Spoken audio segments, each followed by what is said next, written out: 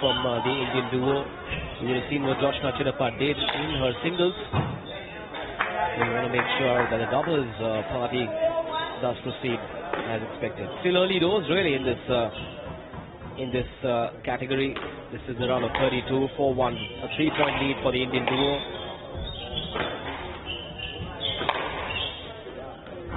Oh, that's lovely, isn't it?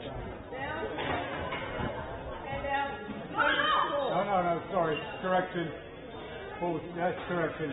It was almost so lovely that everybody missed the beauty of it. Katina made sure she reminded that she was on the wrong side of a couple of contentious calls against the referee in that singles game that she lost. That's but a perfect start here to the third game, especially after a little bit of a blip, a little bit of a surprise perhaps, losing that opening game, but recomposed and looking strong.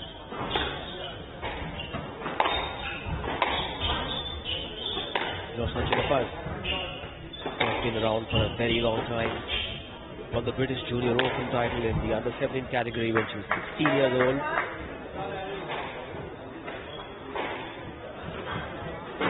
Really on song now, and that's just unbelievable. Really exploiting the spaces on the court.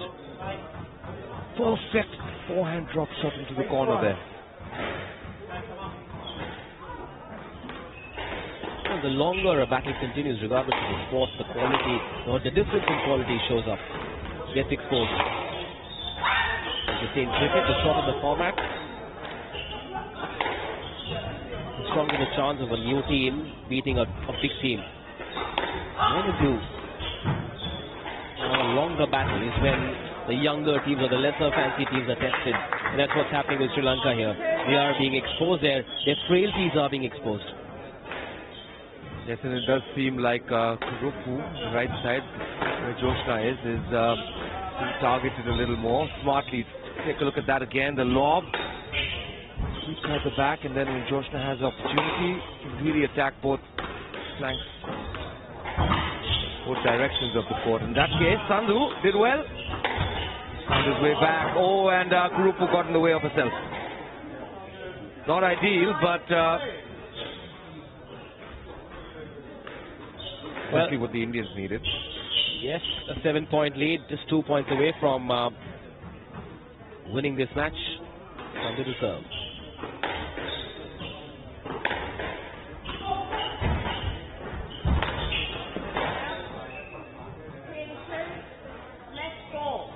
Remember, this is the round of 32.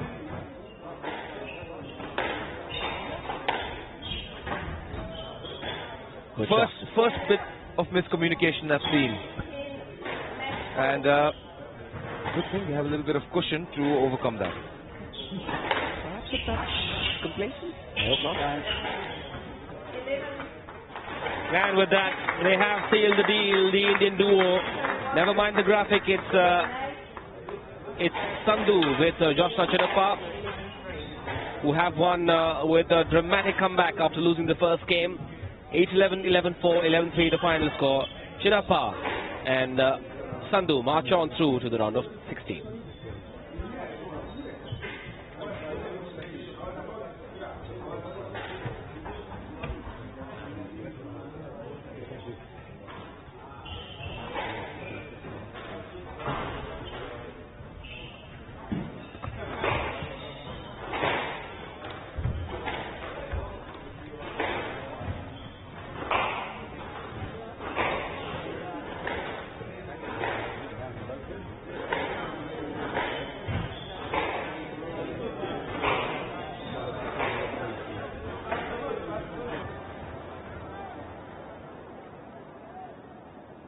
On your marks.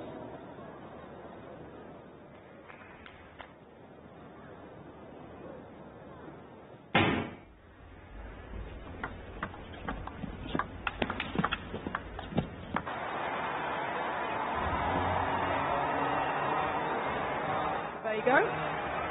See the little green cones? That's where the athletes can now cut across. Let's see then, Tim, if they're up and running in terms of speed and they're running smart. Well, I don't know if they're running smart enough. I mean, that was about 25.5 at 200 metres. Remember the second heat. First heat went through 455 and bits. Second heat 51.7, and then it eased off to a much slower second lap. Bit of a clash there on the outside. But I'm not sure this is quick enough, Kath. They come into the straight with, 450 to run. Now, Salela is controlling things for Botswana. And it's okay, but it's not super quick. Well, it's not. It's going to sit between those first two heats, isn't it? 54.18 at 400 metres. Let the burn-up begin. Prince of Guyana happily sitting on the shoulder, sitting into second place. English athlete Patterson's got a little bit of work to do here, but now they're cranking it up. And the Botswanan happy to hold the inside line with a couple of 100 metres to go. Patterson making his move, the English athlete, as is the Ghanaian. Amankwa looking to get in the mix, but here comes the speed of Kinyamal of Kenya. Maybe the hopes of the Kenyan nation are relying on this guy to get into the Commonwealth final. Ben Patterson of England is having a super run. Amankwa's still trying to get there from Ghana, but Ben Patterson, at 20 years old, stops the clock at 1:48 exactly. What a season this guy is having. An amazing season. European Junior silver medalist in the under-20 category in 2019, but a brilliant run from the English athlete. Well, I'll tell you what, Britain is blessed with such an amazing array. Great strength in depth in middle distance at the moment. Ben Patterson there at 20, holding the defending champion, Wycliffe Kinyamal, who we know is in great shape, down the home straight there, and both of them were flat out, foot on the floor. No quarters being given. Patterson just keeping him at bay by half a metre or so for the last 80 or 90 metres, saying, I've got the same gears as you, son. You might be 5 years older than me. You might be the reigning Commonwealth champion.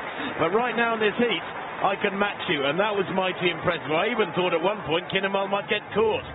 But Patterson goes through okay and ensures that 3 English athletes make it through to the final. Well, he ran smart. Look on the left of his shot there, Patterson. 4th at those British National Championships, as I mentioned. Just a 1:46 clocking on that occasion. But once again, the 200-metre point sorted these guys out. He got himself into a great position. Amankwa, the Ghanaian, on the outside was trying to charge, but he had nothing left. But he finished in third, the Ghanaian, 1:48.26. And I think that might be good enough to go through along with Anderson of Jamaica. But look at this from Ben Patterson. And you have to say that Kinyamal was having to make sure there, Tim, that he put his foot and kept it on the gas to get an automatic spot. That's what I was going to say, Kath. Yeah, that was very competitive, wasn't it, down the home straight? I mean, again, for athletes of this calibre, 1:48 is slowish. Although it was, it wasn't quick at the bell, it was 54.1, so there was always going to be a burn-up over the last 150 or so.